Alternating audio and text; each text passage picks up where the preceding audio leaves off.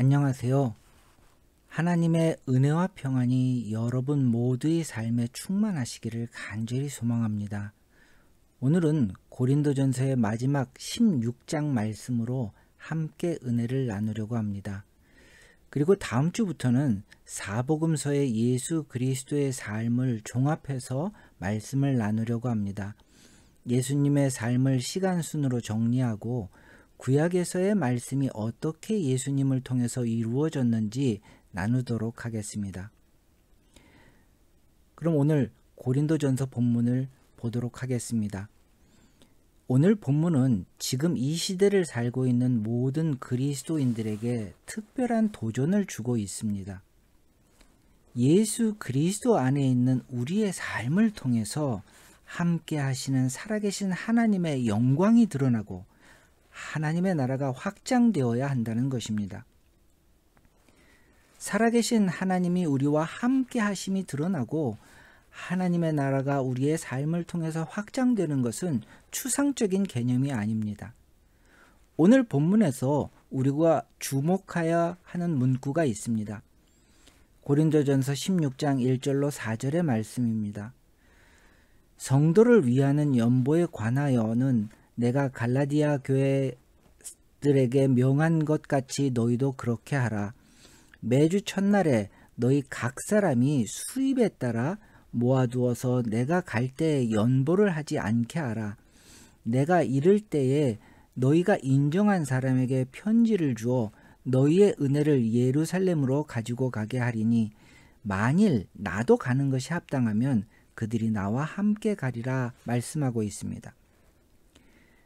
바울 사도는 예루살렘 교회의 과부와 고아 그리고 가난한 교우들을 위해서 헌금을 어떻게 준비해야 할지를 말씀하고 있습니다. 각 사람의 수입에 따라 일정 부분을 헌금하도록 한 것입니다.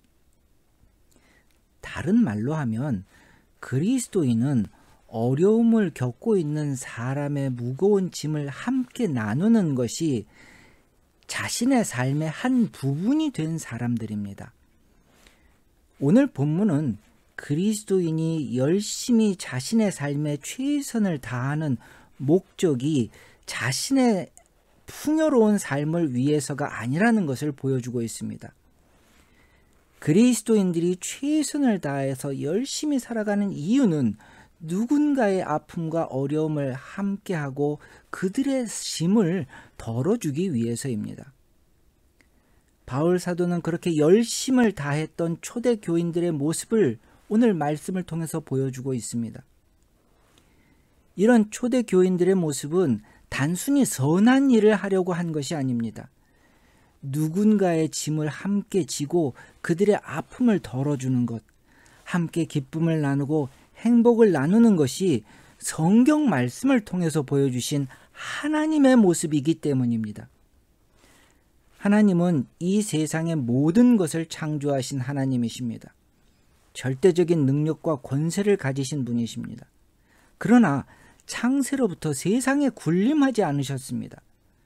섬김을 받으려고 세상을 창조하지 않으셨습니다. 하나님은 자신이 창조하신 피조물인 사람의 동역자가 되어주셨습니다. 스스로를 낮추시고 자신이 창조하신 사람을 자녀로 받아주셨습니다. 아무 의미 없는 존재에게 가장 거룩하고 전능하신 하나님이 아버지가 되어주신 것입니다. 그리고 자녀된 사람의 고난과 아픔, 기쁨과 행복을 함께 나누는 삶을 선택하셨습니다. 그래서 자신의 독생자이신 예수 그리스도까지도 아끼지 않고 사람을 죽음의 저주에서 구원하시려고 내어주셨습니다.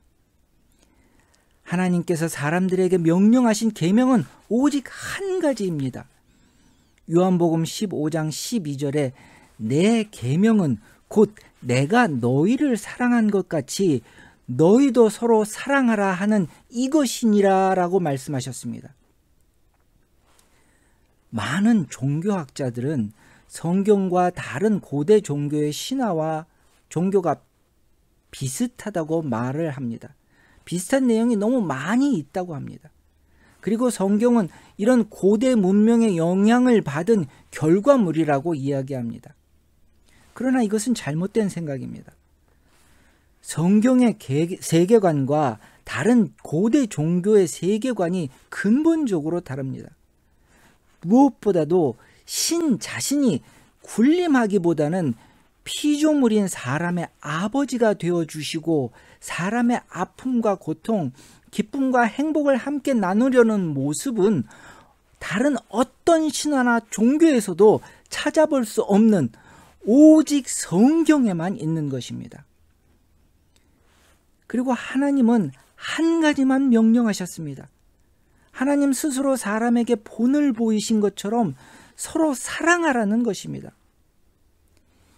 이것이 삶의 목적이고 항상 다른 사람과 함께 삶을 나누는 동역자로 사는 것이 그것이 당연한 그리스도인의 삶이어야 되는 것입니다.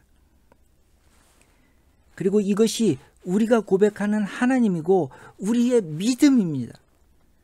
그래서 그리스도인의 믿음은 입체적입니다. 입술만의 고백이 아니라 삶의 실천이 동행하기 때문입니다. 그러나 이런 삶이 자기 의가 되고 자랑이 되어서는 안 됩니다. 특별한 일을 한 것이 아니라 당연한 일을 하고 사는 것이기 때문입니다.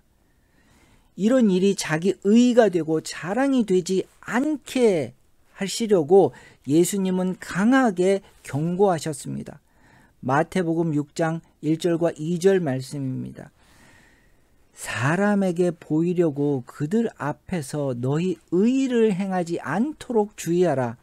그리하지 아니하면 하늘에 계신 너희 아버지께 상을 받지 못하느니라.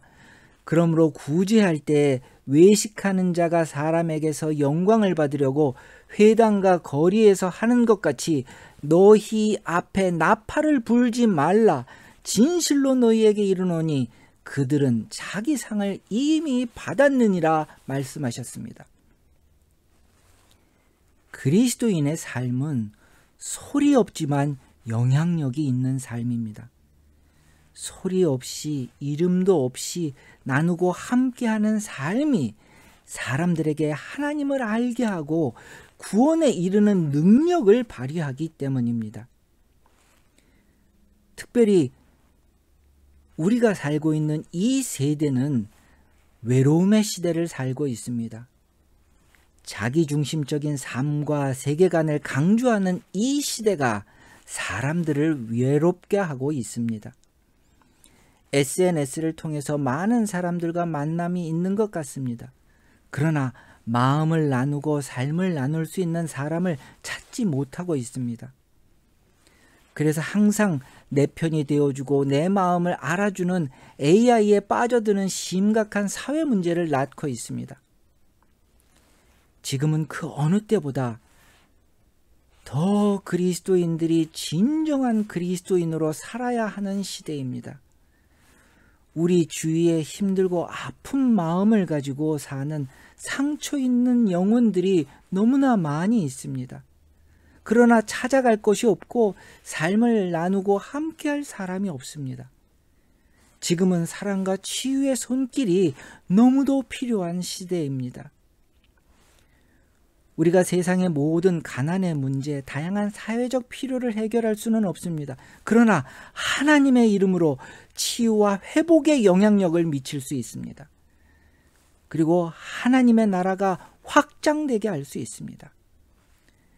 바울 사도는 오늘 본문을 통해서 우리에게 이 도전을 주시고 있습니다. 진실한 그리스도인은 하나님을 사랑하고 하나님의 계명을 지키는 사람입니다. 그러나 예수 그리스도의 이름을 팔아서 자신의 유익을 취하는 사람들도 있습니다. 그리고 하나님의 나라가 온전히 확장되지 못하도록 막는 사람들이 있습니다. 바울 사도는 이런 사람들을 향해서 이렇게 경고합니다. 고린도전서 16장 22절에 만일 누구든지 주를 사랑하지 아니하면 저주를 받을지어다 우리 주여 오시옵소서라고 말씀하시고 있습니다. 사랑하는 형제자매 여러분, 그리스도인으로 그리스도인답게 사는 우리 모두가 되시기를 간절히 권면드립니다. 예수 그리스도의 이름을 부르는 우리의 삶을 통해서 함께 하시는 하나님의 사랑이 드러나고 하나님의 나라가 확장되어지는 그런 하나님의 통로가 되기를 간절히 소망합니다. 바울 사도는 모든 진실한 그리스도인들을 향해서 이렇게 축복하셨습니다. 고린도전서 16장 23절과 24절의 말씀입니다. 주 예수 그리스도의 은혜가 너희와 함께하고 나의 사랑이 그리스도 예수 안에서 너희 무리와 함께할지어다 라고 축복하시고 있습니다. 같은 마음으로 여러분 모두를 축복합니다. 예수 그리스도의 은혜가 여러분 모두와 동행하며 하나님의 사랑이 여러분의 삶을 충만하게 채우시기를 간절히 축원드립니다. 다 같이 기도하시겠습니다. 하나님, 오늘도 하나님의 사랑이 우리의 삶을 채우시고 하나님의 위로가 우리를 회복시켜 주시옵소서. 그래서 예수 그리스도의 이름으로 형제 자매들의 삶을 함께 나누고 그들을 위로하며 치유하는 하나님의 손길이 되게 하여 주시옵소서. 부족하지만 하나님의 살아계심과 하나님의 나라가 확장되어지는 통로가 되게 하여 주시옵소서. 오늘도 예수 그리스도를 의지하오며 주님의 이름 예수 그리스도의 이름으로 기도드립니다. 아멘.